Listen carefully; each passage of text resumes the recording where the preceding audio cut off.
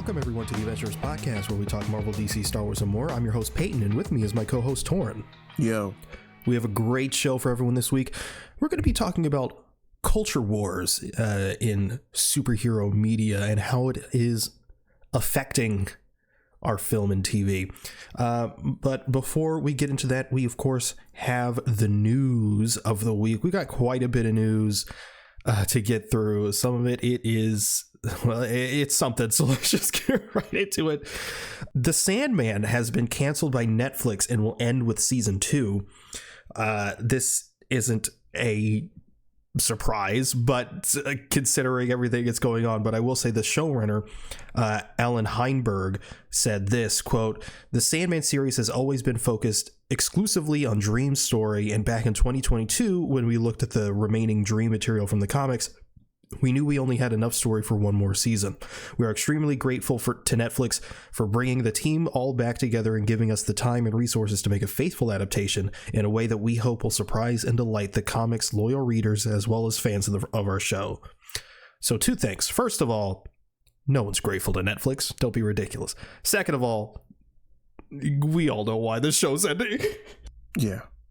This is a good PR statement for why the show's ending, but that is not why the show's ending. We're not going to get into that exactly, but if you're curious, just look up Neil Gaiman allegations and just have fun, I guess. But yeah, so Sandman's ending with season 2. It's unfortunate, but not surprising at all considering the situation. Moving on to some Star Wars news, Torn. This is according to the Hollywood Reporter. Ryan Gosling is in talks to star in Sean Levy's Star Wars film. If only Sean Levy wasn't a terrible director. You think so? I don't know, that's what Twitter told me. So yeah, we got the same motherfuckers who are professional color graders, cinematographers. But yeah, Ryan Gosling in Star Wars would obviously be sick. Disney has been wanting Ryan Gosling in something of theirs for a long time now, in Star Wars and in Marvel. It just hasn't happened yet. It's actually kind of insane that Ryan Gosling hasn't been in a superhero project yet. That's crazy. Can't wait for him to see him. Can't wait to see him as Black Panther in hell yeah, Black Panther 3 with Denzel Washington. All right. Some DC news. This is according to Deadline. Ulrich Thompson has been cast as Sinestro in the Lantern series. I did see that, and someone brought up a good point of like how it's like, damn, like we can see like older Hal and older Sinestro playing with like constructs and shit, and I'm like, yeah, because they're like experienced and stuff. Yeah, that'd be pretty sick. That would be pretty sick. Ulrich Thompson, I'm not incredibly familiar with as an actor, but I have seen clips, and I definitely see it. I see the vision. It is a little sad because we had Mark Strong in the 2011 movie, obviously, and he was phenomenal despite that movie being horrific. But this guy does seem to be a really, really solid choice. So it is what it is, and I'm just very excited for the Lantern series. I believe they're camera testing now, so they're gearing up to shoot. I'm prepared. We got a new clip of Superman flying that the internet is very conflicted about. I'm not gonna lie, it does look, I mean, at first it looked a little wonky, but it's not the worst thing in the world. I just couldn't get over how real it looked.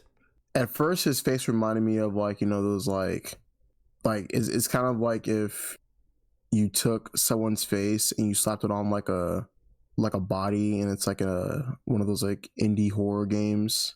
It's kind of reminded me at first. Jesus. But like the spin through the thing, it looks so, the way the cape it looks so good. It looks amazing. We also got confirmation that Supergirl has begun shooting. James Gunn posted a little behind the scenes photo of Millie Alcock in, you know, their chair with the current like Supergirl logo. Obviously, it's going for a darker vibe considering it's based on the Supergirl Woman of Tomorrow comic. We see a little bar in the background. Now, Torin, I read comics, and I've read the Supergirl Woman of Tomorrow comic, unlike you, because I'm a bigger comic reader than you. This bar scene is a very good sequence in the comic, and it looks extremely similar. It looks like they're adapting it pretty closely, and that's very exciting as a comic reader. Bro just scans pages through Reddit. That is fully not true. You don't even own Supergirl Woman of Tomorrow. I don't. You're fucking right. I don't. Slacking. It's a good comic. So, I mean, I have other priorities, and which is I gotta read the whole thing of Daredevil that I have. You got a month. You got literally a month. A month of what? Until Born Again comes out. You got to finish all of it. I could do it. You could, but you won't. You want to bet on that? Yes. $100 right now. Right now? Right now. What do you mean $100. We're recording right now. $100. If I can finish all my Daredevil's comics in a month before Born Again, gotta give someone $100. All right, but I do have my fingers crossed. Your fingers crossed that you're gonna win? No, my fingers are crossed, meaning I'm not gonna give you $100 if you do it. No. Why not? Because money doesn't grow on trees, man. I'll give you $1. No, give me 50, Lois. I'll give you 5. No, I'll give you 6. make it 20, 10. 15. No dice. 15. Man, it's unfortunate. Those are probably really good comics, and you'll never know because you're not going to read them because you're not getting paid to do it. You underestimate me. $15, bro. $15, bro. Come on, let's go. No, it's not happening.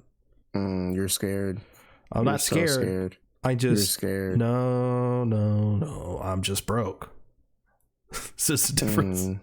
But if it was a steel book, you'll fucking spend that shit. Oh, 100%. Oh, dude, you're so scared, bro. I'm not scared. I just have priorities. What's the next piece of news?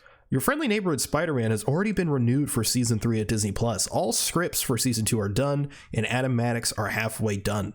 And I've seen the first couple episodes. It's really solid. That being said, according to Collider, Yeah.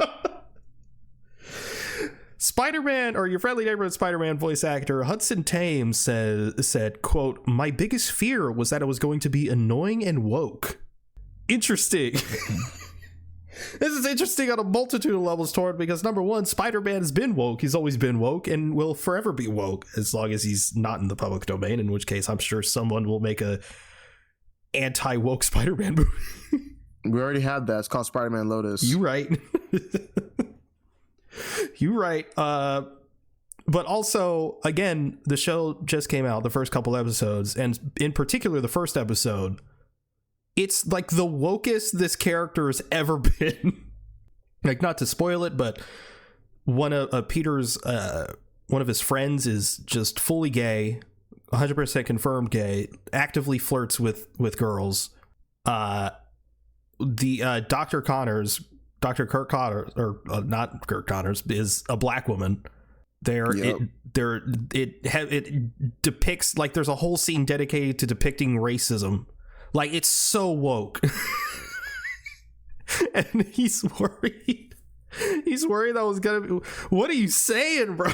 What are you talking about? Toward it doesn't make any sense.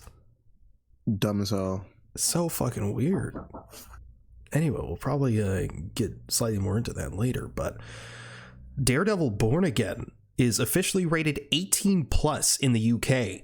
Now, you might be saying, well, of course, it's like rated R in the US. Obviously, it would be rated 18 plus in the UK. I mean, it's obviously a very violent series. The thing is, in the UK, because presumably most of our listeners are American, in the UK, this is the highest age rating ever for a Marvel Studios project. It's higher than all the Deadpool movies, which all have a 15 plus rating. And most American rated R movies get a 15 plus rating over there. 18 plus ratings almost never happen in the UK. And Born Again got an 18 plus rating. What is this show cooking? Bro, like, just from the trailer alone, Matt's going crazy. He's going insane. He is going crazy. But my God, an 18 plus rating. Like, I think the most recent movie that got that rating, I think, was this movie called Baby Girl. Which, yeah, I think that got an 18 plus rating. There's things that get 18 plus ratings, but they're fucking kind of crazy. So the fact that Daredevil Born Again, of all things, is getting I mean, they're cooking something. All right, next up, this is according to Daniel RPK. New updates on Armor Wars is oh my God, this show's never coming out. Hey, hold on, because we don't have updates. First thing, the film is on hold. Jesus Christ, bro. Cancel that shit, bro. It's likely to release after Secret Wars. The story will be completely different from the original plan, and the script is being rewritten due to the backlash from Secret Invasion, which it was originally going to heavily tie into. Yep. So really, that shit was ass. Really, Torn, this is your fault. Ain't my fault, bro. Maybe we'd have Armor Wars by now if you enjoyed Secret Invasion. No one enjoyed Secret Invasion, bro. I enjoyed Secret Invasion. Yeah, that's you. Out of like what, 1 million people? Yeah, one in a million. How special do you feel knowing that you liked Secret Invasion? Pretty special, man. I get to enjoy something and you can't. Yeah, more power to you. I feel pretty good about it. I don't like that piece of shit. The only ass thing about it was the finale. Everything else, pretty good. Shit. Honestly, from the first episode, bro, that shit was fucking cooked. Hell no. Fucking ain't no fucking way. But anyway, Armor Wars. It maybe it'll happen. Who knows? Scrap that shit, bro. This is also according to Daniel RPK. The Russo brothers reportedly signed a new deal with Marvel Studios to oversee multiple new projects, including the Marvel Studios X-Men film. Honestly, let them cook. Even if Doomsday and Secret Wars are like bad, I don't know how much we can really attribute that to the Russos. Well, it's because of their work outside the MCU, you know, because you have Cherry and Gray Man, they're all pretty mid. So therefore, the Russo brothers are mid directors. Well, when you put it that way, I can't argue with it. Oh, I was just going off what someone said on Twitter. No, that is your opinion. Yeah, I take all my opinions from Twitter. Yeah. All right, but that is the news of the week, which means it's time to move on to our topic. I don't know how long this episode is going to be. It's either going to be a super short conversation, or I don't know. We'll probably go on some tangents. I don't know. But we're talking about the culture wars and shit like that. How it's fucking ruining everything. So, Torn, what do you think about the woke mob? I think the woke mind virus is hitting my family. Okay.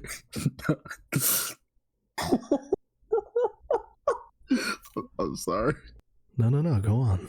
The woke mind virus is infecting. It's affecting your family. I can't continue.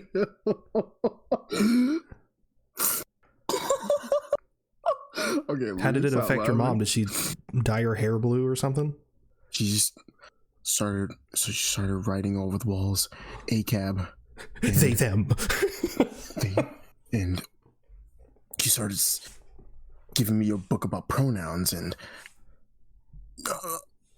neo pronouns. The woke mob. I don't even know what that shit is. Okay. I don't know what that shit is. It's the mob of the woke. How they're infecting our media, man. Everything's woke now. I'm just tired of seeing minorities, women in my media. I want all of it to be white men only because that's what I crave. That's what I desire. That's what I'm attracted to. It does feel like that audio. It's like, I don't want to see girls. I want to see men.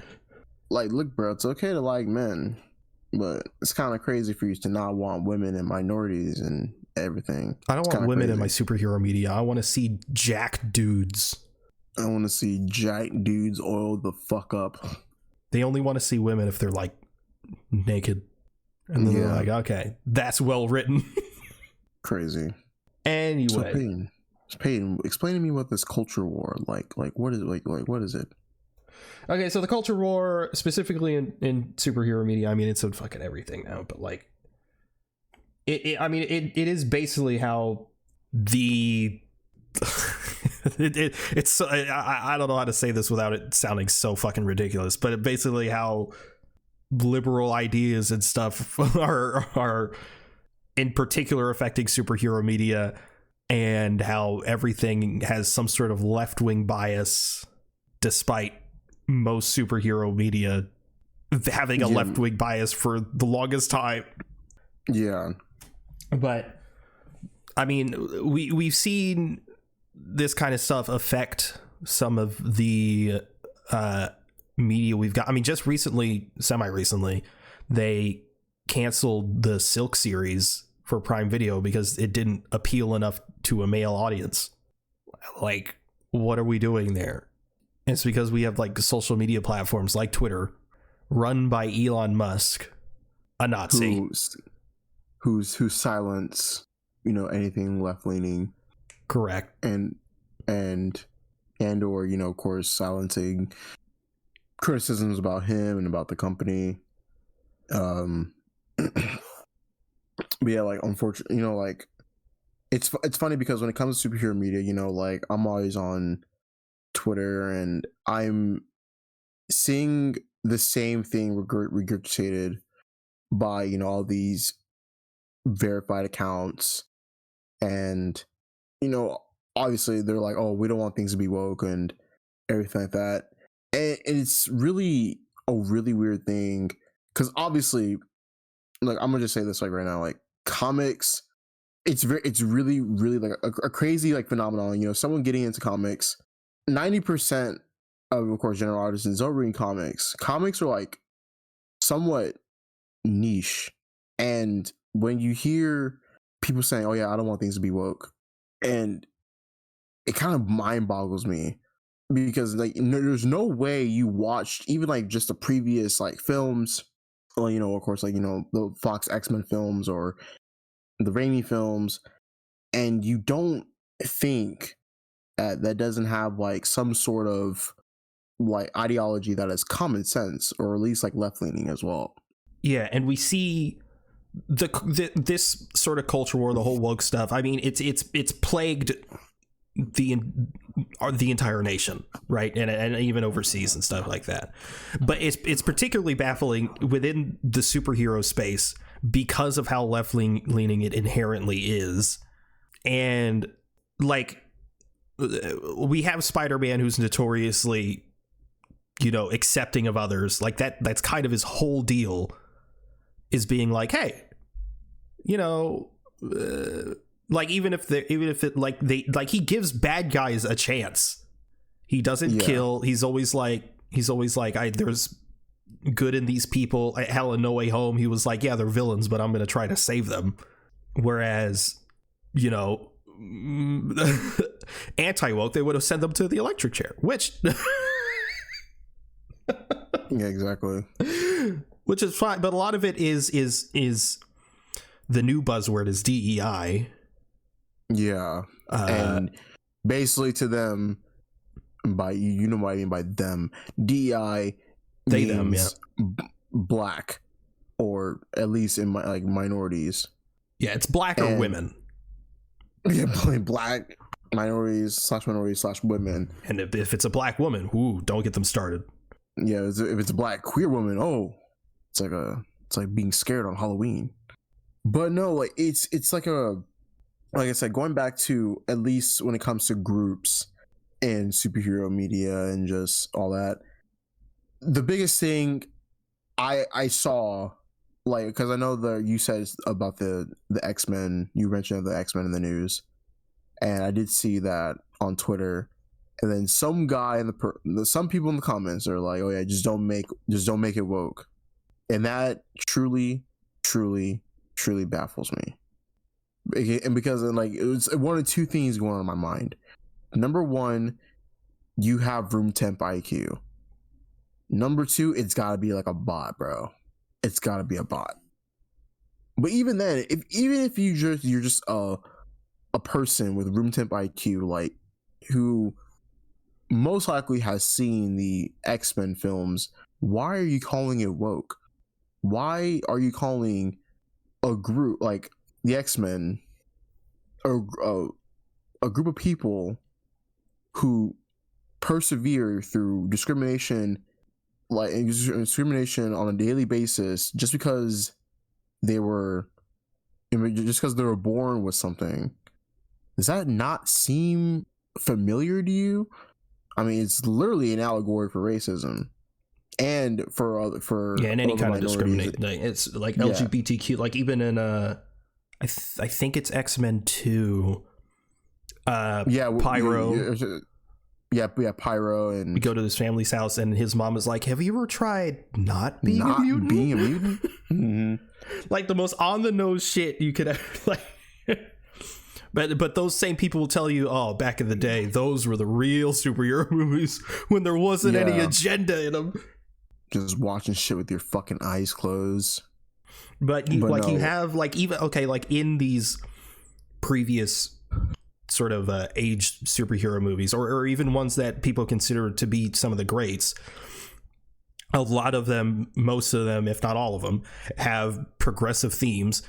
Captain America: The Winter Soldier is anti-fascist.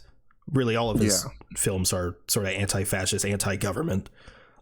Aquaman it has to do with climate change. Black Panther is literally about systemic inequality.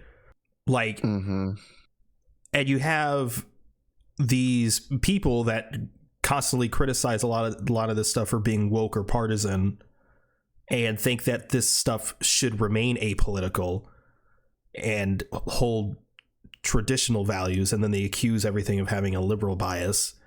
When literally these movies, obviously those are the messages, it being about, anti-fascist, whatever. It's like literally good versus evil.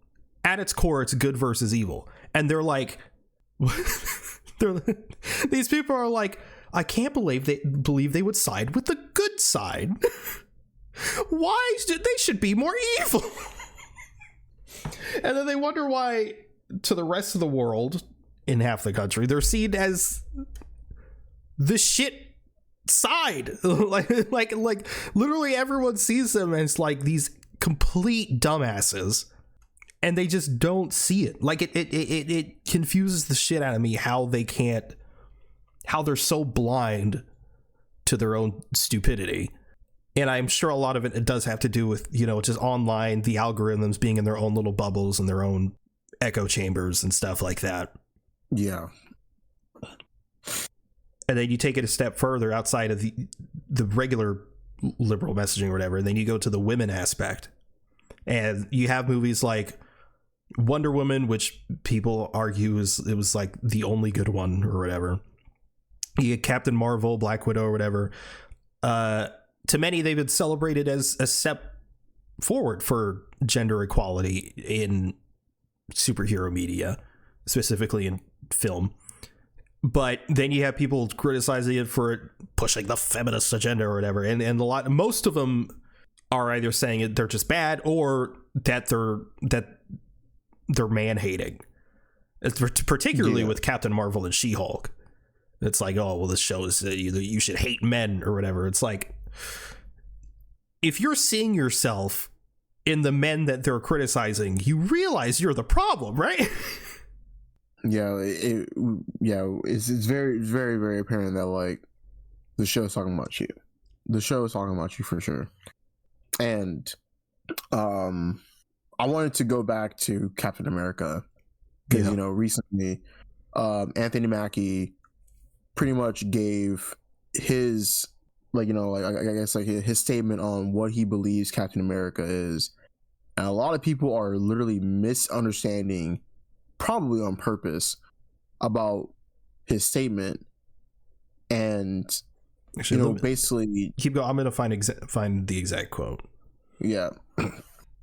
And pretty much his statement of Captain America is that, or at least Captain America as a person is somebody who is supposed to represent the ideals of America, but is also in his he has morals and beliefs as a person and what America should be, but also is constantly going against America as a whole because of what is going down with the government on the inside or anything like that. And a lot of people were just really, really upset at what he was saying, because basically they're taking it as that Captain America doesn't represent America at all. And, you know, they're like making these jokes of like, oh, well, I guess he represents Canada or Brazil then. I'm like, no, that's not what he's saying at all. Like, Captain America is a person who constantly does the right thing because of his morals and beliefs. But America, as a system and as a government, they constantly have this conflict to which Captain America has to fight against all the time. He's like Superman. Yeah, he's always fighting because of his morals, not because of what a government body tells him to do or tells him how he should think. Like a bunch of people see Superman as an American hero, which no, he's not. He's a world hero. I mean, his whole thing, like his original thing was truth, justice, the American way, and they changed it because they needed to, because that it doesn't make sense. And so now it's truth, justice, and a better tomorrow, which a bunch of people also got pissed at. But anyway, here's Anthony Mackie's full quote. He said, "For me, Captain America represents a lot of different things, and I don't think the term America should be one of those representations. It's about a man who keeps his word, who has honor, dignity, and integrity, someone who is trustworthy and dependable." Yeah. So apparently that's bad. That's literally what he was saying. And then like, I was on TikTok and I'm looking at the quote, or not quote, I'm looking at the video where he's talking about that where he says that quote, and a lot of people were just like, yeah, I'm not going to see the movie anymore. This is just not my Captain America. And I had to troll somebody because people are like, oh yeah, I'm not going to go see this movie. You're going to go see it, like inevitably you're going to go see it. Why? Because that's just what you're going to do. Like, you're not mad about what he's saying. You're mad that you didn't understand what he was saying. So that's basically on you. You're the reason why you're not going to go see the movie, or quotations, you're not going to go see the movie. Yeah, literally all he was saying was that Captain America doesn't represent America. He represents what America should be. Yeah. Because like, he doesn't represent America now. Certainly not. I mean, and it's like people are like mad about it. He's literally fighting the president of the United States in the movie. Seriously. Like it's right in front of your face, man. Yeah. And it's funny because like people will be like, oh, The Winter Soldier is my favorite movie, and then they'll say that shit. It's like, bro, like, did you not watch The Winter Soldier? Like, did you not even watch the first Avenger? Like fucking hell, dude. Yeah, like, the Winter Soldier were the head of a massive conglomerate, turns out to be a Nazi. Yeah, man, that doesn't sound familiar at all. Like, dude, there's no way you're real right now. No shot. And it's like, initially I was like, oh well, hopefully, ideally, a lot of these dumbasses are bots trying to engagement bait, and there is a lot of that.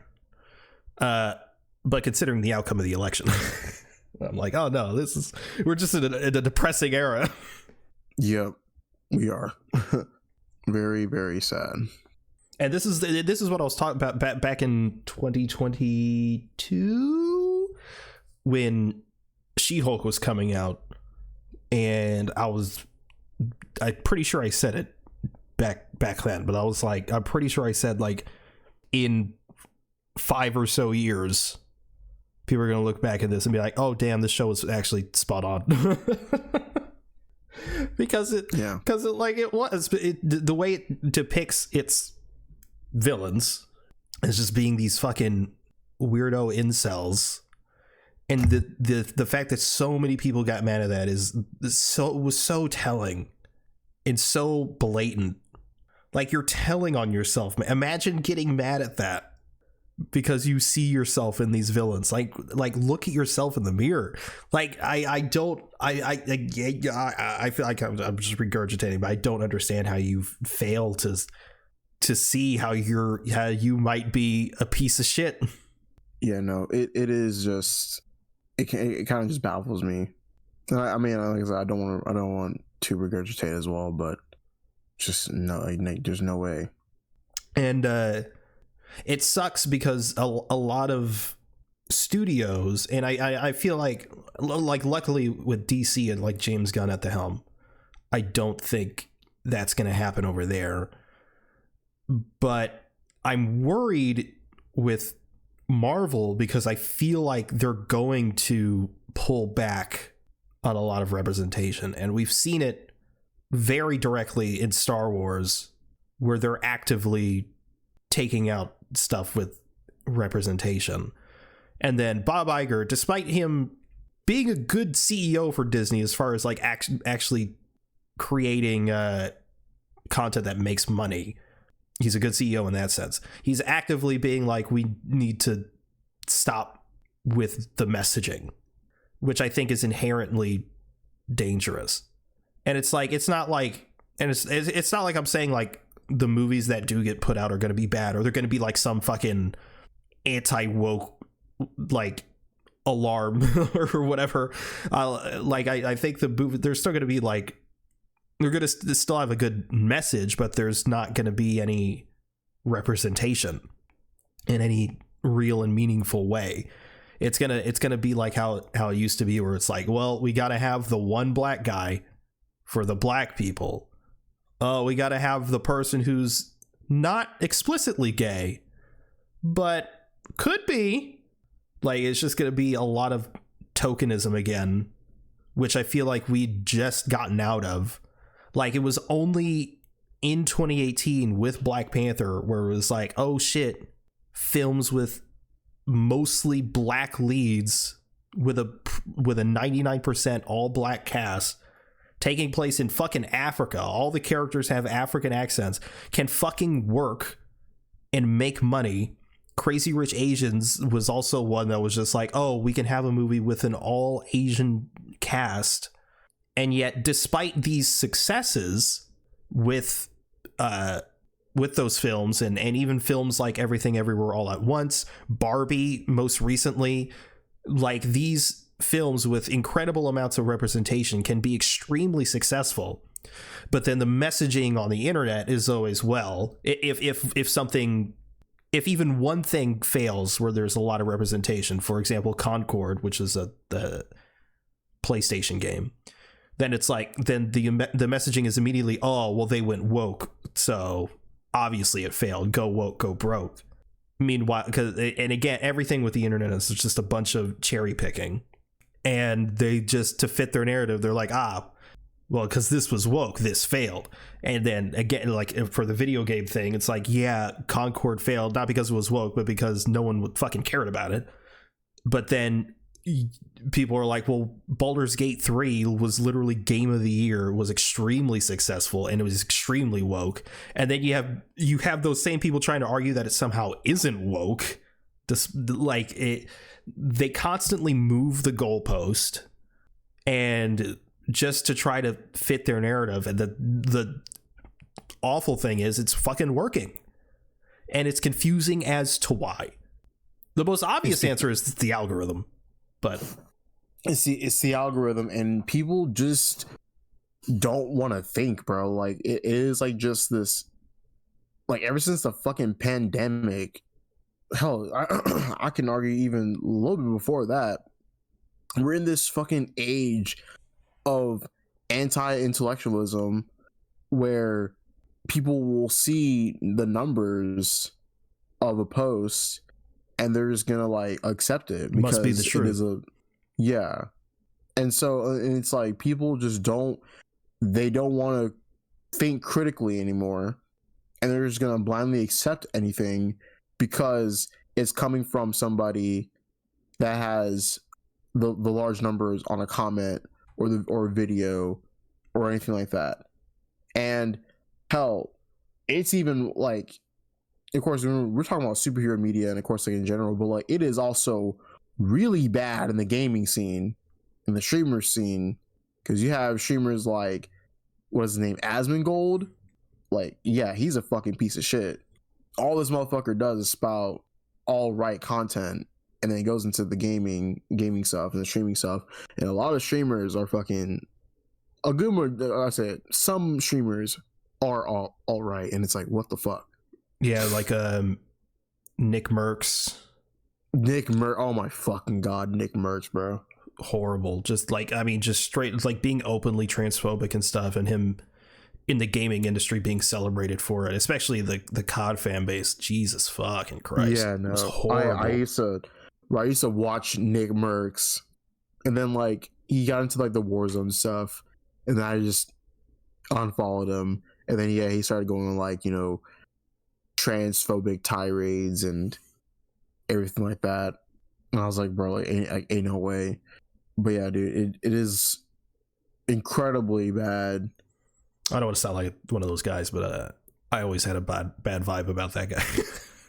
You just had a bad vibe about Nick Merckx. Yeah, because I was a huge fan of Tim the Tat Man.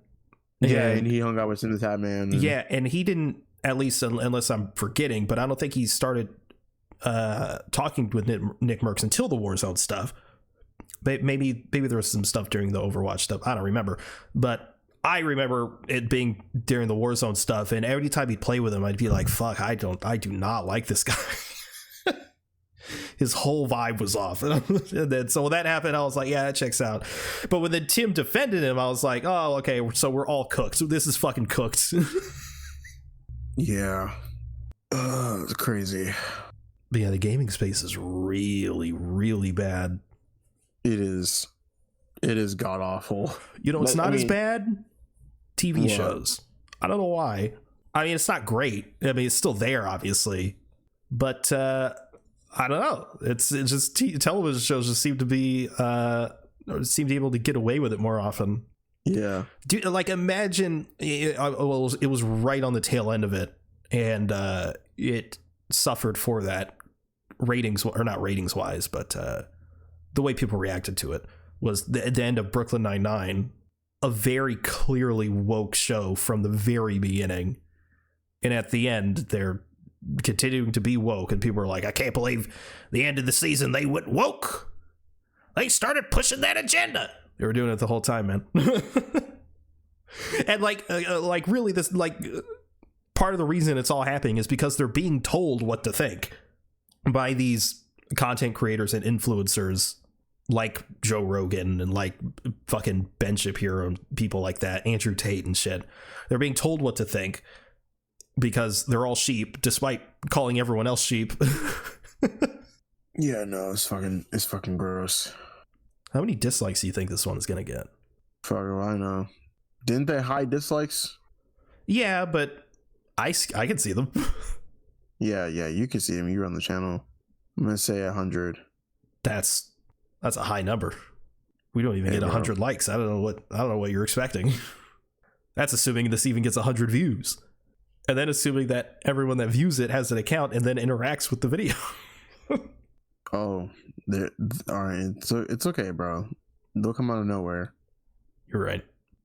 An argument can be made that some of it is forced in the sense that like they're trying to get brownie points, and usually those fail.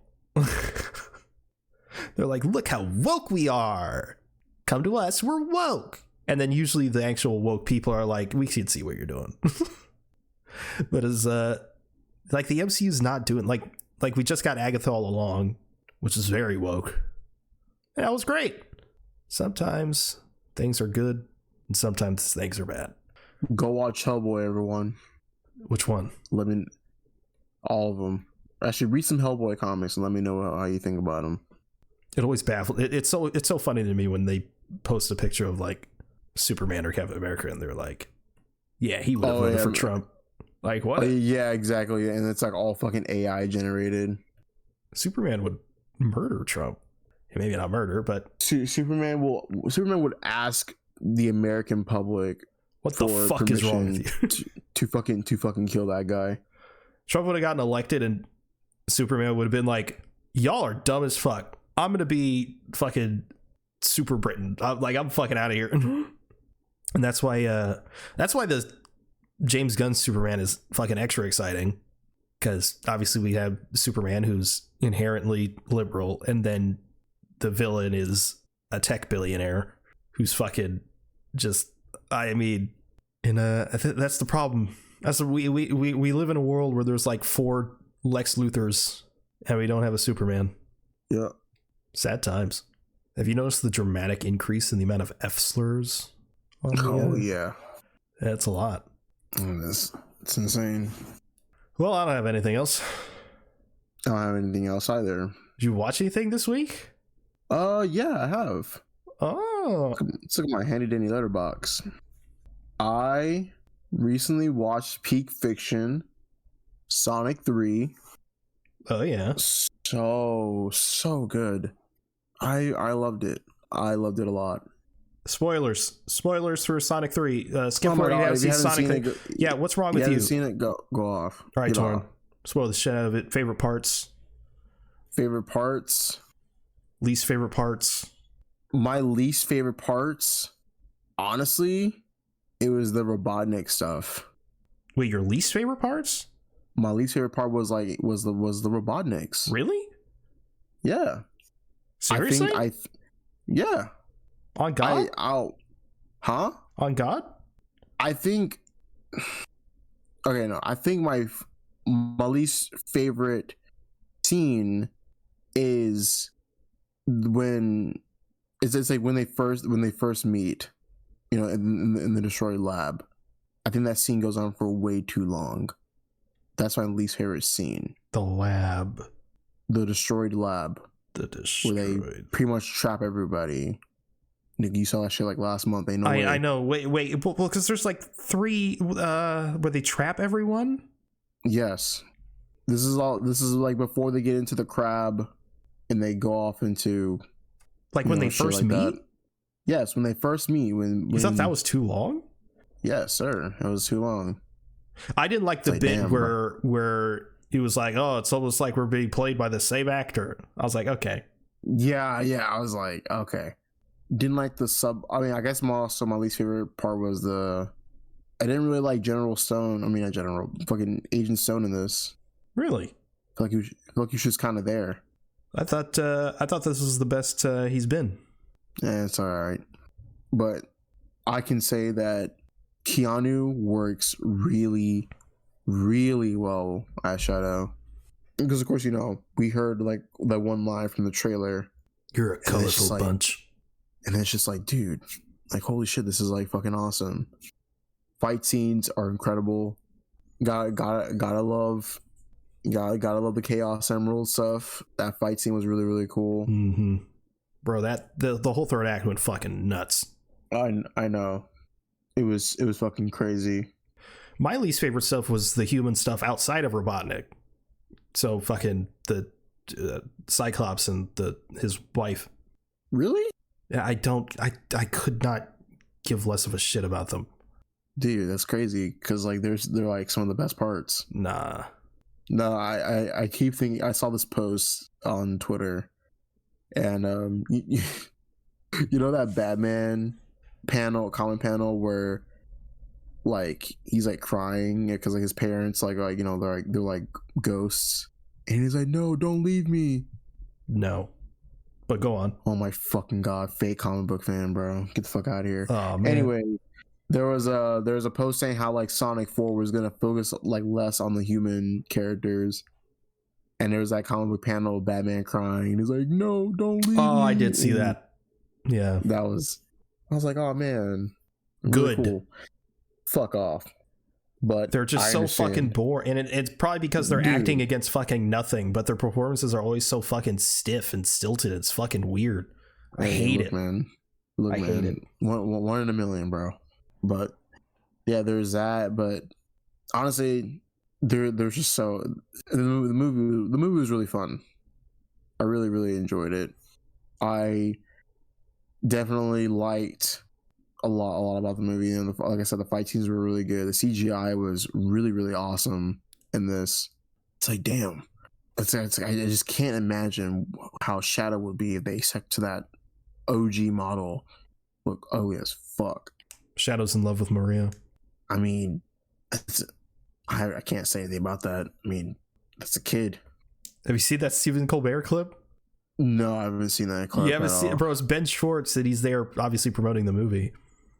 And he was like, Stephen Colbert was like, I know about Sonic. He was like, and Ben Schwartz was like, oh really? He was like, yeah, Shadow's in love with Maria. And Ben Schwartz was like, Yeah, I was like, oh. I mean, in like a brother and sister kind of way.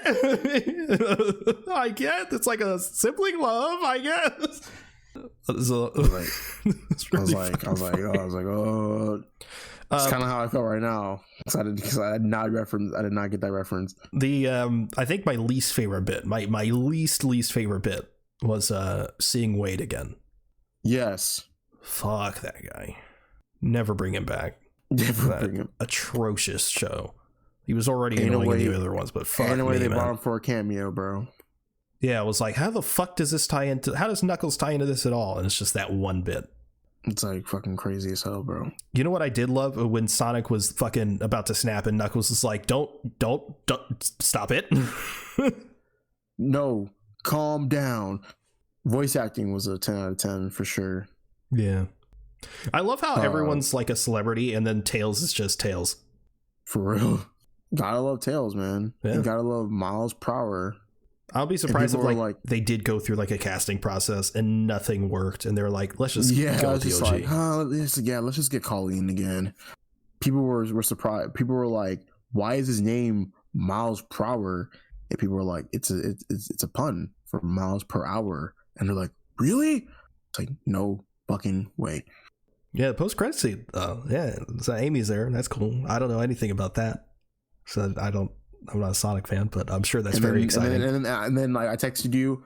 I was like, oh my God, it's him. It's Metal. Metal Sonic. Do not make him talk. Make him talk. No. Yeah, no. And then we had the post-credit scene where Shadow's alive, because no shit. Yeah. Man, peak. And then I also last night I was watching Squid Game season 2. Oh yeah. And I feel like I feel like the show's the show. It knows what it is. It knows what it's like going to do. I am still a firm believer that it should have ended on like, of course, the main person that we see. It should have ended. I feel like Squid Game could have been like an anthology series, sure, or at least like kind of like a spin-off thing. But no, they wanted to capitalize on that, and then they're also. I heard it's actually really good. Huh? I heard it's actually really good. The second season. What? Well, I mean, so far it is good. I'm on this 3rd episode, and the first episode, it's like a little slow, and like I said, it knows what it is, and you can tell by like, you know, the dialogue and how it's shot and everything. It knows what it's going to do, and so far the stakes, holy shit, they've been pretty good so far. The stakes of it, but yeah, I mean, I could finish that shit by today, real talk, because it's only 7 episodes. But that's also like, I was doing research, and they're coming out with a 3rd season apparently. That's gonna release this year in June, really fucking fast. So they're pumping that shit out. And then like, I was also trying to look for the Devil May Cry series, but apparently that shit is not even out yet. Shit comes out in April. Devil May Cry. Shut up. You should have those games. You should. I bought them all, bro. Dude, well, no, dude, it was a good deal because like it was Devil May Cry 1, 2, and 3 is the special edition for like $20, and then number 4 was like 16, and then I just bought 5. Like, but 5 was like, they're all super cheap, and I'm like, you know what? I have to do this. Like, I have to do this. Like, there's no way I'm not buying number 5 or all of them. So I have all of these. I have all of them, and I'm on 3 right now. Yeah. What'd you watch? I watched and played so many things towards so many things. First of all, I watched the Making of Frozen 2 documentary series on Disney Plus. Oh my God, bro. Here we go. What? Bro, shit ass, bro. The movie? Yes. Yeah, both of them. Yeah, well, first of all, you haven't seen it. The doc is actually about how you haven't seen the doc. Oh, yeah, you're right. The documentary is about how obviously it all came together, but how it all came together in an incredibly short amount of time. Like, it's a document. Like, I'm surprised Disney allowed it to fucking come out. Like, they were just like, nothing's done. We have so little time. We got to get everything ready. The songs aren't working. We don't have anything animated. But obviously they managed to pull it together and shit. Like, the first Frozen 2 trailer that came out was essentially test footage.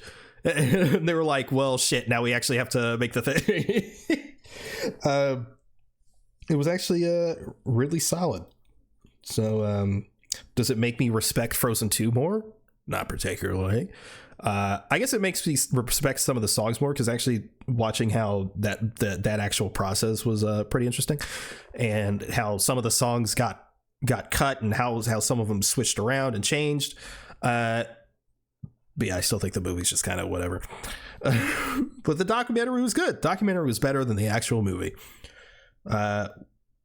which isn't that uncommon. Like, the documentary, the documentaries for the prequels are, I think, are more entertaining than the actual movie. But anyway, I also watched Superman, and by Superman I mean Super/Man, the Christopher Reeve documentary. Fuck, Cried. man, tears, man. Shed some tears. Fuck, man. Like I was fine. I was fine initially, because I was just like, man, Christopher Reeve, hell yeah. And by the end, I was just like, Christopher Reeve. It's on Max, right? It is, yeah. Didn't you see that? Didn't you see it in theaters? Superman? No. Why not? I didn't get to it. Dang. Also, it wasn't in theaters for that long. Really? Oh yeah. You know, you're right. Yeah, but it's an hour 45. The way it fucking ends, bro, I was just like, fuck, bro. Some somber shit. At least I forgot if that's how it ended. But yeah, somber fucking shit, bro. And a lot of the some of the visuals they do to sort of emphasize some of the points is really good. But yeah, Christopher Reeve, man, truly special. Dude, damn, you make me want to watch Superman now. Watch that shit, bro. I want to watch Superman 2, the Donner cut. Hell yeah. I've never seen the Donner cut before. Peak, bro. I want to watch them like side by side, you know, like with like monitors and shit, you know? Yeah. But yeah, shit's good, man. Still the best Superman. He just embodies that character so perfectly. Everything about him, his entire vibe, entire existence, just perfect. I also watched Cars 3. Oh, how's that? It was all right. Wait. Was this, we rewatching it? No, for the first time. What? Yeah. Oh, dude. It was you liked it? Yeah, it was good. Oh yeah, it's good. It's better than Cars 2. Oh, definitely better than Cars 2. Cars 2 is a fucking pile of ass. But I really liked in Cars 3 how they were like, hey, this guy's fucking old. This man's washed. This guy's ancient. And how, like, they never actually say it because cars are beings, but they're essentially getting taken over by electric vehicles. Yeah. And I was kind of like, man, maybe they should be replaced just for the environment. But yeah, you don't like oil? We'll root for the petrol guzzlers, I guess. You don't like oil? You don't like engines? Hell no. They're too loud. Get the fuck out of here. You don't deserve to be in America. I want my oil. But yeah, it was good. It was good. But I gave it like a 7 out of 10. Fair. Yeah. I gave Superman a 10 out of 10, by the way. As you should.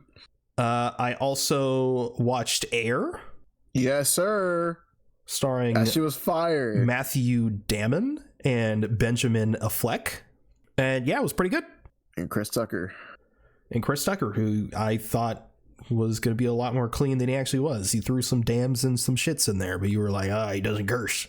Well, I mean, he doesn't. I wasn't. Yeah, I did say that. I did say he doesn't really curse that much, but he's not like Rush Hour Chris Tucker. Yeah, but is that him or is that just the script? Because what if he's just written that way? No, like I don't doubt that like he doesn't like curse or whatever. But like, I'm saying like, I'm not saying it's because of the script, but I have read an article and multiple articles saying like, like he doesn't he doesn't do all that stuff anymore because, you know, he's a Christian. That's why I was saying that before you watch the movie. Because there's Friday Chris Tucker, and there's Rush Hour Chris Tucker, and then there's Air Chris Tucker, which, like, you know, they're different. But, like, you know, if I'm just saying, if you were going into before you watch Air thinking you're gonna get Friday Chris Tucker, it's not the same person, you know. Yeah. Which I mean, Chris Tucker's Chris Tucker. Like, to me, he's just he's a chill. He looks like a chill guy to hang out with. I love the jokes he makes about Michael Jackson. It's always really good. Man, Air was good. You rated like an 8 out of 10? Yeah, I gave it an 8 out of 10. Something about movies based on a true story, man. Yeah, I know. It's for sure, like, movies based on a true story for me, and like coming of age movies, they just hit, dude. Yeah, they just hit. Air, obviously, and then just like Blackberry, I really liked. Yeah. Obviously, you got movies like Vice and The Big Short that I love. I don't know what it is about them. They just fucking hit different. You've seen Dumb Money, right? Oh yeah, Dumb Money. That yep. Yeah. But Craig Gillespie, director of Supergirl, Woman of Tomorrow. Oh god.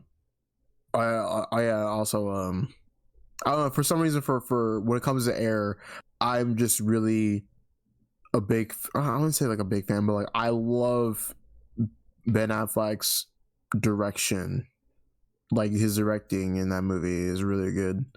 So yeah, the script is also really well done too. I gotta tap into their Matt Damon's and Ben Affleck's production company.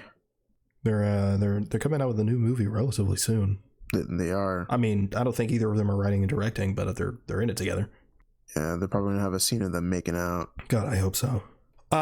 So I need you to shut the fuck up for this one, and not be a little piece of shit. Oh.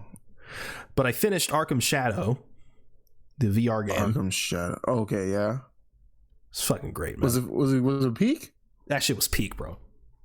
It was peak? That shit was peak. Okay. How would you rank it in your Arkhams? Ooh. Like, how would you rank it in your Arkhams? It's hard because it's a VR game. Like, I am Batman. Like, when you're doing, I'm fucking punching motherfuckers, bro. I'm grabbing them by their fucking collar, going, "Where is he?" Literally. So yeah, it's hard. So, I'm talking about, like, in terms of, like, not in a sense like immersion or anything, but just like flat out story. Ooh, okay. So the interesting thing about Shadow is, I'm gonna try not to spoil it, because I know you're not gonna play it, but do you want me to spoil it? Yeah, you can spoil it. All right, spoilers for Arkham Shadow. Okay, so here's the thing, right? It's after Origins. Obviously it's before Asylum. You actively play a role in the creation of Two-Face. So obviously the story of Two-Face goes like, he's, because obviously Harvey's a lawyer or whatever, and he's talking to one of Falcone's guys on the bench, and the guy splashes acid on him, and he becomes Two-Face. So in this one, it's going with the storyline where they're childhood friends, and I believe that was established in the other Arkham games, right? That they were good friends, Harvey and Bruce. So in this, it's expanded on even more, and you get these like cool, like sort of like 3D cutscenes. The only sort of bad thing about it is you're kind of just standing there, just watching this cutscene. But it's from like a top-down view angle, these cutscenes, but it establishes that they not only were they good friends, they literally grew up together. Harvey and Bruce were sort of taken in by this black woman, and she's like a doctor, sort of. I don't think her profession's ever, or it probably was stated, but point is, they're sort of taken in by her. Eventually they do have to leave because she's just a doc. She didn't like adopt them or anything. And they go to, I think they're taken to, she's sort of like their caretaker, in the sense that like they have fucking issues. Obviously, Bruce just lost his parents, and Harvey comes from an abusive home. So anyway, they leave. Harvey takes Bruce with him to Harvey's dad's place, and Harvey's dad is extremely abusive, which was a little tough to watch. Very well done, but he's really abusive, and there's even a cutscene where they're like hiding in the closet and shit. I'm like, damn, they're really fucking going for it. But obviously they grow up and stuff. Harvey becomes a lawyer, and Bruce is Bruce.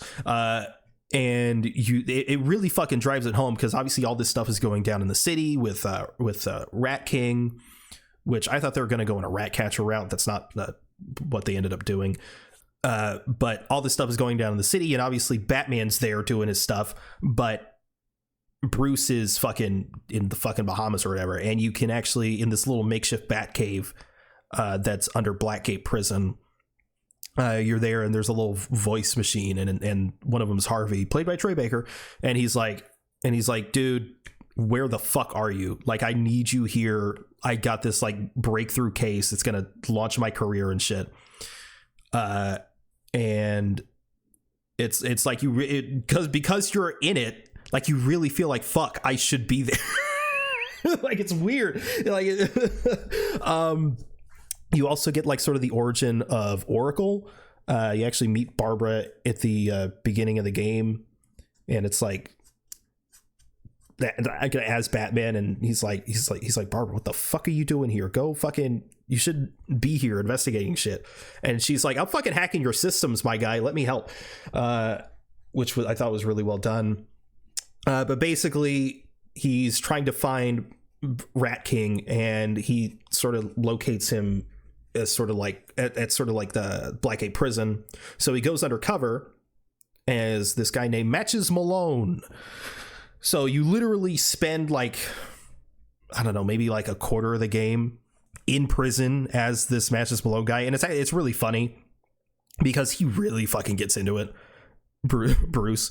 Because obviously Bruce is Bruce Wayne, and he's talking like, you know, fuck, what's the actor? Sonic. Roger Craig Smith. Ben Schwartz. Well, no, he said voice actor Sonic, and I was like, oh, Ben Schwartz. Sorry. No, okay, but it's Roger Craig Smith, and because, you know, he's Batman Bruce Wayne, he's doing his thing, but then when he's Matches Malone, he sort of takes on this accent, and he does it at all times. Anytime he's in the costume, doesn't matter if he's talking to someone he's talking to Alfred, he's like, Alfred, I need to get this thing, can you hand me this thing? You don't need to talk like that, my guy. You're talking to Alfred, no one's around you. Like, he's so into it, and it's obviously, it's written because it's closer to Origins than it is Arkham Asylum. It's written like Origins, so some of the dialogue for him as Batman is pretty fucking corny. where he's like, Alfred's like, sir, I don't think you should be using your fists as something justice. And he's like, the only justice I care about are my fists, or whatever. Like, it's like, calm down, man. But yeah, you spend a lot of the game undercover, which is really well done. You have to like, sort of like, you know, make friends with people and stuff like that. You find this guy who you end up befriending.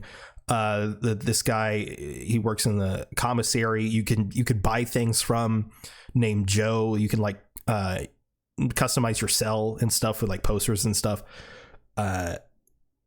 which is just a small thing that ended up being really cool. You at one point I forgot how you do it. Oh yeah, you beat up the main like guy, the head guy of Tiger, who's this fucking essentially military organization that's sort of taking care of the prison, and so you beat the shit out of him as Matches Malone, and they put you in solitary, and Joker's there next to you, or sort of the way it's laid out, but he's basically in the cell next to you in solitary, and on the wall it says like knock knock with a smiley face. I'm like, ah shit, here we go. We got Troy Baker as Harvey Dent. So we got him as Joker, kill two birds with one stone.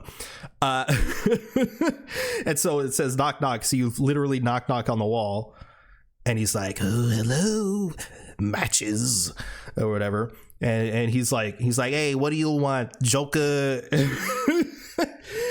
But Joker immediately is just like, nah, I know it's you, Patsy.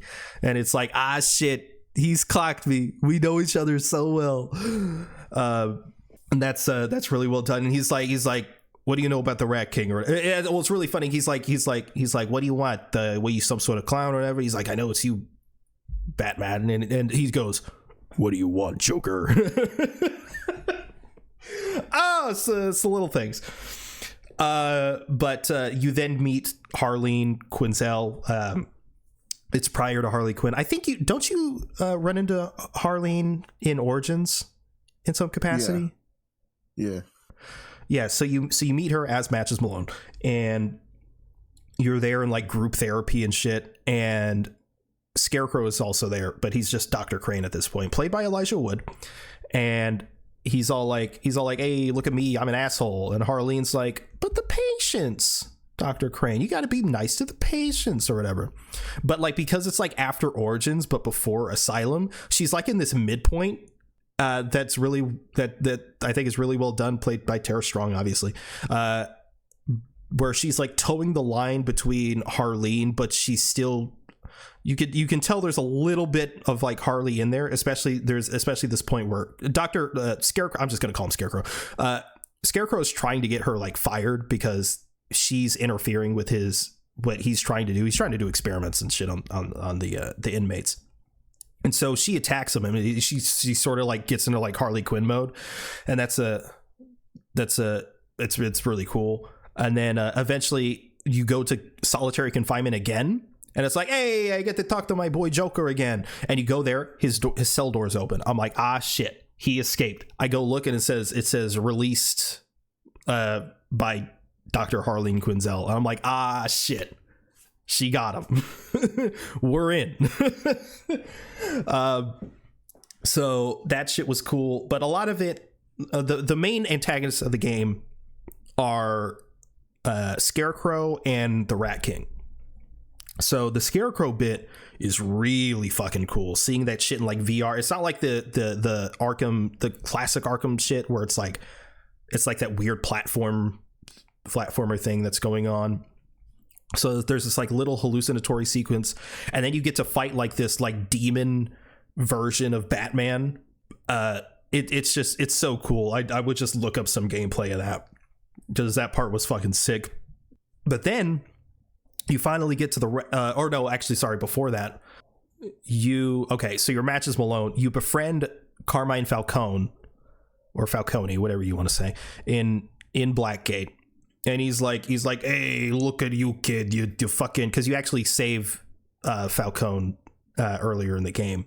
And he's like, look, I need you to, he's like, I need help, Bruce, as Matches Malone. He's like, I need help because of something or other. But basically, you get put on the stand because you're accused by Commissioner Gordon. I forgot if he's commissioner by this point, but you get accused by Gordon of killing an undercover cop, which he doesn't do. He doesn't kill him, although the cop does try to kill him.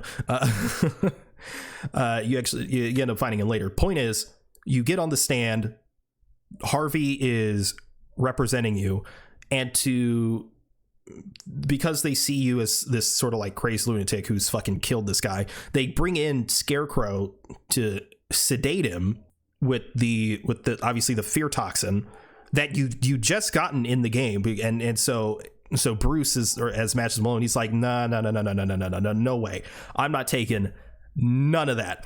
And so the judge is like, you got to do it, just let it happen. And so Scarecrow is going to put the thing on your face, and you swipe it out of the way because you're not taking any of that, and it fucking shatters onto Harvey. So you're the Falcone guy who creates Two-Face, essentially. And I was like, holy shit, I'm the guy. Bruce Wayne is responsible for the creation of Two-Face, literally. And that's fucking insane. It's really well done. And then you go into the Rat King portion. Now, obviously we got Troy Baker. He's playing Harvey. He played the Joker. He also plays Rat King. So he's getting triple duty. And so you find these little like recordings around the map, and it's Rat King, and it's clearly Troy Baker. And you get to the end of the game because Rat King's on this boat, who's capturing all the inmates to crash into Gotham Harbor, just to fucking kill them all. And so you infiltrate the boat. You get up to the point where the radio is emitting from. What do you know? It's Harvey as Two-Face. He's been Rat King the whole time, which I was like, it's Troy Baker. So like, I couldn't tell if it was like, oh, it's Harvey, or if it's just they got Troy Baker. So, but it ended up being Harvey, and it's like, shit. But it's set up in the game that Bruce and Harvey sort of bond over. Obviously, Harvey has his abusive parents or abusive father, and Bruce's parents were murdered, and they were like, we're gonna get fucking justice. We're gonna get the guy who killed your parents. I promise you that. And obviously he became a lawyer and stuff like that. That was part of the motivation. And at the end, Bruce is like, dude, you gotta stop. And then he's like, I made a fucking promise to a 10-year-old boy. I was going to find the guy who killed his parents, and I fucking found him. And he grabs the guy, and it's fucking Joe from the commissary. I clocked this fucking immediately. I was just like, his name's Joe. I was like, oh, okay, so it's Joe Chill. He was like, his name is Joe Chill. This is the guy that killed his parents. And he was like, I'm gonna fucking off him. And he was like, stop. He takes off his mask. Obviously, it's Bruce Wayne. And Harvey's like, fuck. And then Joe Chill is like, he was like, I am so fucking sorry, because Joe Chill was actually Harley's like number one patient. Like he genuinely like went to therapy and bettered himself and shit like that. He was like, I'm so sorry. And Bruce was like, get the fuck out of here. And then Harvey, he's about to jump off the roof, and then you grab him, and then he takes you with him. And then at the end of the game, you like come in there as Bruce Wayne. He's in the infirmary with the woman that sort of raised you, the black woman, who I thought was played by Rosario Dawson. It's not Rosario Dawson. It's just a woman who sounds a lot like Rosario Dawson. And she's like, his memory's going in and out, which explains why he doesn't know he's Bruce Wayne in the Arkham series. Because I was like, wait a minute. But obviously he's Two-Face at that point. He's like, he wakes up, obviously a great performance by Troy Baker, but it's like, I feel like it's the only time he's actually gotten to have a real performance as this character, because he's been Two-Face for a while, but he's never really gotten to fucking play Two-Face, because he's always just like, oh, I'm Harvey Dent and I'm Two-Face, and that's pretty much it. And this one, he really gets to fucking shine as this character, and he does a really great job, because you hold his hand as he's laying there with he's scarred up and whatever, and he's like who's there, who's with me, I'm not alone, and shit like that. And he's really fucking scared. And he turns over to Bruce, and he's like, Bruce, when'd you get here? He's like, you're my best friend and shit like that.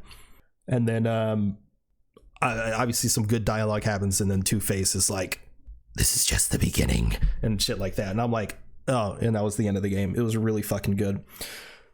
Story wise, I'd say it's better than Origins. But it's hard for me to say if it's that original Arkham trilogy is so good. This story wise, it's not better than Asylum. People think City is better than is the best one. I just don't know if I agree with that. I think City's the worst one, story wise, at least out of the first three, not Origins. I guess if I had to rank them right now from worst to best, it would be, fuck. It might be Origins, Shadow, City, Asylum, Night. I can agree. I can get behind that. Do you like my retelling of the story that was all over the place? Yeah. You understand it? Damn. Yeah, I understand it now. Yeah, creation of Two-Face. It really, it's fucking good. But gameplay wise, they did such a phenomenal job translating the combat from the Arkham games. Like, it's really good. so good, in fact, that like, you know how like it's like the Arkham games for console sort of like defined third person combat. Yeah. And a lot of games have obviously replicated it in many different forms. I think the VR version is going to do the same thing. There's a bunch of VR fighting games, but a lot of it's like boxing and you're like one-on-one and shit like that. And inherently a lot of it's like gunplay and stuff, but for hand-to-hand shit, it's really well done. And I think a lot of games are going to follow suit. Obviously you have your batarang, you like grab it from your chest on some like the Batman shit. And you also have the gel gun, which I use the gel gun more in this VR game than I had in any of the console games. I just barely use it in combat specifically because you can literally just quickly like grab it like it's a fucking gun and just shoot motherfuckers with it. You also have the grapple gun. You can grapple people with it, and it's super cool because you can like grapple you can grapple like the vents, and you literally like grab the rope to like pull on it to pull the vents down. It's translated so well. I'm very, very impressed. I want a fucking another one. I want another one. Another Arkham VR game, and a lot of people are fucking mad because they want more Arkham games and it's not on console, and I understand, but just because it's VR doesn't discount it from being a valid entry into the series. It's really, really good. But yeah, you should watch a playthrough, genuinely. Yeah, just to at least get a sense of the story and shit like that. But there's also a lot of like parkour stuff. You can like jump off of shit and like you literally hold your cape and pull it up to glide. It's so good. Anyway, is that the show? That is the show. All right. Thank you everyone for listening to Adventures Podcast. Oh wait, thanks you. Whoa, it's been a while. Okay. Thank you for listening to Adventures Podcast. If you want to follow us, we're at Avengenerds on Twitter and Blue Sky. That's AVENGE nerds, all one word. If you want to follow either one of us, you can reach me at It's Zenith on Blue Sky. Where can they reach you? Torrentino on Blue Sky. Hell yeah. We also have a Discord if you'd like to join the conversation there. This will be linked in the show notes. You can also check out our link tree if you have any additional links you may be interested in. You can also review the show in-app on Apple Podcasts. If you can leave 5 stars in a review, it would really help us out. Thanks again for listening to Adventures Podcast. We'll see you next week. Later.